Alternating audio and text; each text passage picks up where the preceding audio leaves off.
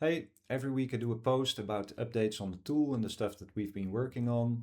This week I think it's a good time to also show some of the stuff that we've been building in a video because it clearly shows the philosophy behind the tool. And the idea is that we try to be an artist-friendly tool, and we put a lot of effort into the small tweaks and the controllability and removing the slot machine feeling from the AI.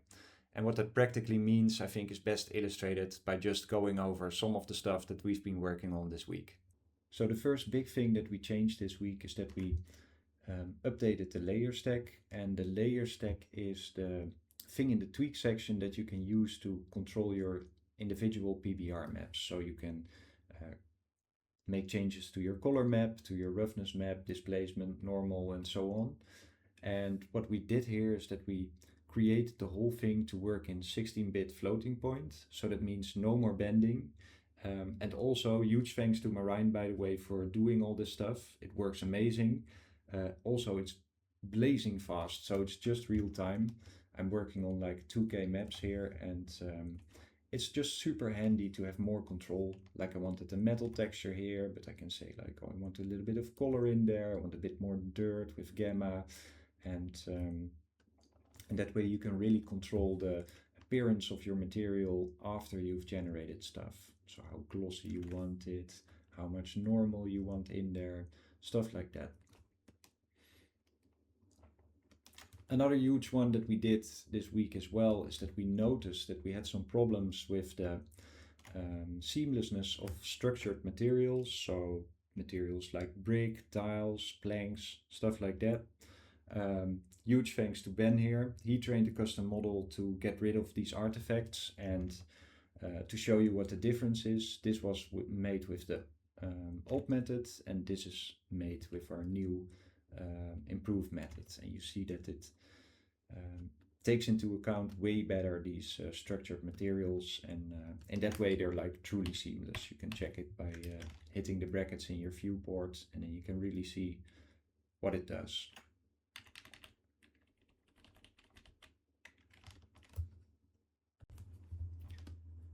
So another really handy feature that we built in there is the option to color match images in the edit section.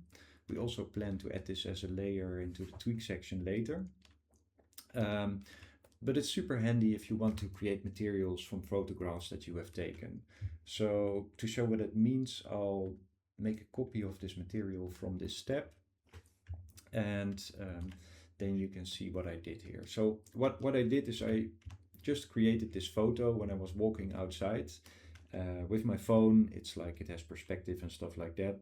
And you can see the tiling, it doesn't tile. So what I did with AI is I created, let me turn it off. I created like a seamless texture with it from that photograph.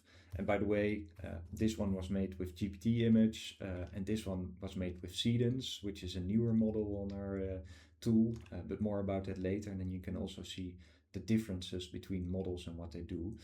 But yeah, the thing that we added, and that's pretty cool, is that we added an option to match your colors post AI, because AI models can sometimes shift your colors a little bit, and with this feature it's like really handy to get your colors closer to where they were.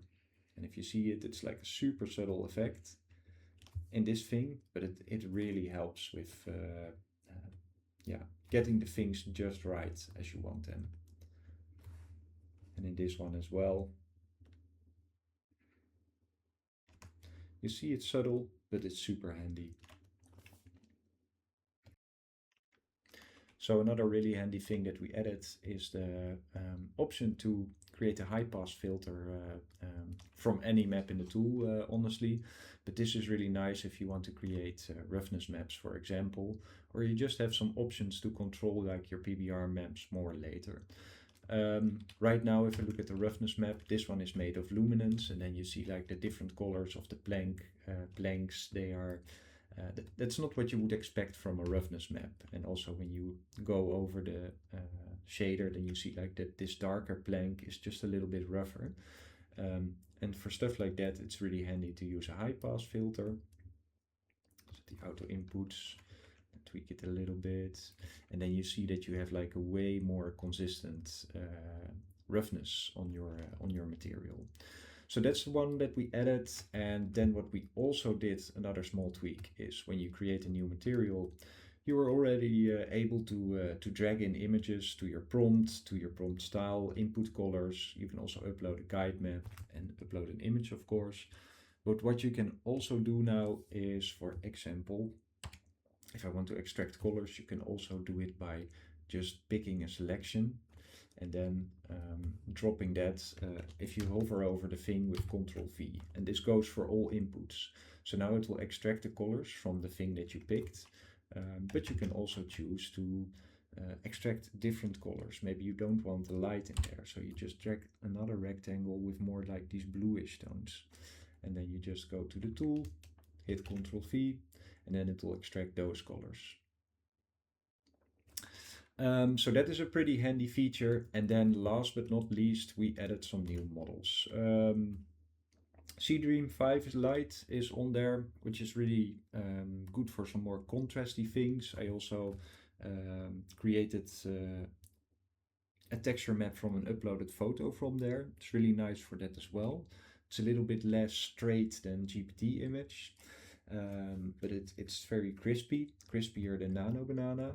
And what we also did is we added Nano Banana 2 Lite, and I really like this model. It's not so expensive as the full Nano Banana, but it's like super quick. And like with our default model, well, I can just create a quick brick texture. With our default model, which is super cheap and super fast and actually really good, Flux Klein, the prompt adherence is a little bit less, but with this model, for example, I can use like a larger brick guide map and it will really create those bricks. So something like this, with those input colors, the prompt adherence is really good. Yeah, so Nano Banana 2 Lite is a really good model to have on the tool. It's only 1K, but that doesn't really matter because we will we always do like an enhancement step later when you create the material and the PBR maps, and we make it fully seamless. But you already see the seamless here, it's almost fully seamless. You can get some different results from it. Yeah, so those are the things that we updated this week. We also did some bug fixes, by the way, and yeah, if you ever see something that you don't like on the tool, just hit the feedback button and just tell us what we need to improve or add a model or fix something. We really love it when you say that, because we really listen to it as well, because that's the thing that really makes our tool better. Thanks so much. Cheers.